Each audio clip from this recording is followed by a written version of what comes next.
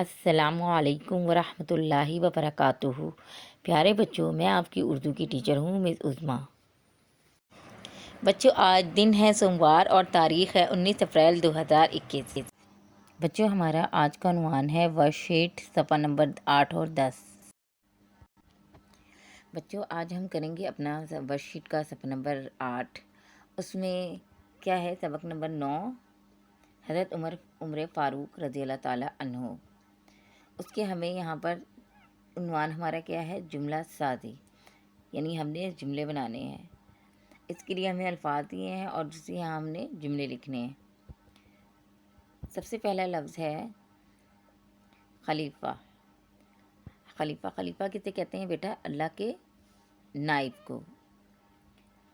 حضرت صلی اللہ علیہ وسلم کی وفات کے بعد مسلمانوں کی قیادت 4 خلفائے راشدین نے کی، ٹھیک ہے؟ یعنی 4 صحابہ کرام کو باری باری خلیفہ بنایا گیا، ٹھیک ہے؟ ان میں سب سے پہلے حضرت ابو بکر صدیق رضی اللہ تعالیٰ عنہ تھے پہلے خلیفہ، اور پھر دوسرے حضرت عمر فاروق رضی اللہ تعالیٰ عنہ تھے۔ تو خلیفہ کا ہم نے جملہ کیا کہ حضرت ابو بکر صدیق رضی اللہ تعالیٰ عنہ مسلمانوں کے پہلے خلیفہ تھے۔ اب یہاں پہ میں بتا دوں کہ میں نے یہ جملے لکھے ہیں، آپ یہ جملے بھی لکھ سکتے ہیں، اور اس کے علاوہ اگر آپ کوئی اور جملہ لکھنا چاہیں خود سے اپنے پاس سے بھی آپ جملے بنا سکتے ہیں۔ دوسرا لفظ ہے سخت مزاجی۔ سخت مزاجی کا مطلب ہوتا ہے کہ سخت مزاج ہونا، تیز مزاج ہونا، یا کوئی غصے والا ہونا، ٹھیک ہے؟ تو جملہ ہم دیکھتے ہیں، حضرت عمر فاروق رضی اللہ تعالیٰ عنہ اپنی سخت مزاجی کی وجہ سے مشہور تھے۔ یعنی جب اسلام لانے سے پہلے حضرت عمر فاروق رضی اللہ تعالیٰ عنہ اپنی سخت مزاجی کی وجہ سے مشہور تھے، یعنی وہ سخت مزاج تھے اور سب لوگ ان کی سخت مزاجی کو جانتے تھے۔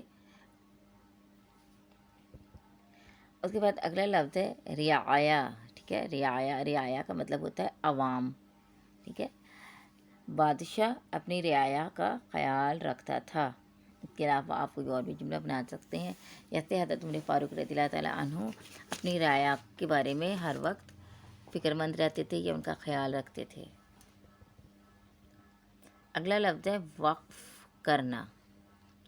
وقف کرنا کا مطلب یہ ہوتا ہے کہ اپنی کوئی بھی چیز دوسری چیز مطلب سب کے لیے جو ہے وہ وقف کر دینا، دوسروں کو دے دینا، ٹھیک ہے؟ یعنی اپنی چیز دوسروں کے نام کر دینا، کوئی جائیداد وغیرہ یا کوئی اور چیز جو ہے وہ دوسروں کو دے دینا، اپنی ملکیت چیز جو ہے وہ دوسروں کی ملکیت میں کر دینا۔ حمزہ نے ساری دولت غریبوں کے لیے وقف کر دی۔ اس کے علاوہ آپ کوئی اور جملے بھی لکھ سکتے ہیں۔ فکر مند کا مطلب ہوتا ہے پریشان ہونا۔ امی آمنہ کی بیماری کی وجہ سے فکر مند تھیں، ٹھیک ہے؟ بے چین کا مطلب ہوتا ہے بے آرام ہونا۔ علی بخار کی وجہ سے ساری رات بے چین رہا۔ بیت المال بیٹا وہ جگہ ہوتی ہے جہاں سرکاری خزانہ ہوتا ہے، یعنی حکومت کا جو خزانہ ہوتا ہے، حکومت نے اپنے کام وغیرہ چلانے کے لیے جو اس کی جگہ جہاں پہ اس کے ساتھ یا دولت وغیرہ جہاں پر ہوتی ہے اسے ہم بیت المال کہتے ہیں۔ حضرت عمر فاروق رضی اللہ تعالیٰ عنہ نے اونٹ بیت المال پہنچا دیے۔ یہ جملے میں نے لکھے ہیں، آپ اس کے علاوہ کوئی اور جملے بھی اپنے پاس سے لکھ سکتے ہیں۔ بچوں، ہمارا اگلا صفحہ ہے صفحہ نمبر 10۔ اس میں سب سے پہلے اوپر یہاں دن میں ہم لکھیں گے آج سوموار، اور تاریخ میں لکھیں گے 19 اپریل 2021۔ اس میں ہم نے کیا کرنا ہے؟ الفاظ کے معنی لکھے ہیں، ہم نے الفاظ دیے گئے ہیں ان کے ہم نے معنی لکھنے ہیں۔ پہلا لفظ ہے نمونہ۔ نمونہ میں کیا ہے؟ اس کا کیا مطلب ہوتا ہے؟ مثال۔ جیسے ہم کہتے ہیں کہ حضور صلی اللہ علیہ وسلم کا اخلاق تمام دنیا کے لیے نمونہ ہے، مطلب تمام دنیا کے لیے ایک مثال ہے۔ رعایا کا مطلب ہے عوام۔ شدت کا مطلب ہوتا ہے سختی، ٹھیک ہے؟ शिद्दत, जैसे आज शिद्दत की गर्मी थी, यानी शदीद गर्मी थी, सख्त गर्मी थी। उसके बाद है लफ्ज़ हाँकता। हाँकता, हाँकता का मतलब होता है आगे बढ़ाना या दौड़ाना।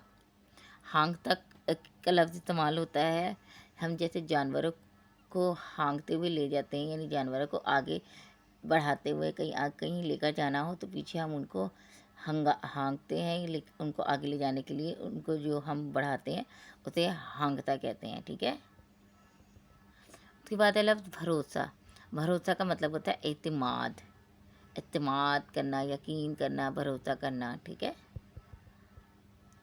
खुल्फा, खुल्फा लफ्ज़ है खलीफा की जमा, ठीक है। खलीफा और उसकी जमा है खुल्फा, और लफ्ज़ खलीफा का मतलब होता है अल्लाह का नाइब। तो खुल्फा का मतलब हो गया कि अल्लाह के नाइब। सख्त मिजाजी, सख्त मिजाजी का मतलब है गुस्सा या तेज़ मिजाजी, ठीक है। यानी ज़्यादा गुस्सा करना, ज़्यादा तेज़ मिजाज होना, गर्म मिजाज होना, कि भाई छोटी छोटी बातों पर फ़ौरन गुस्सा करना।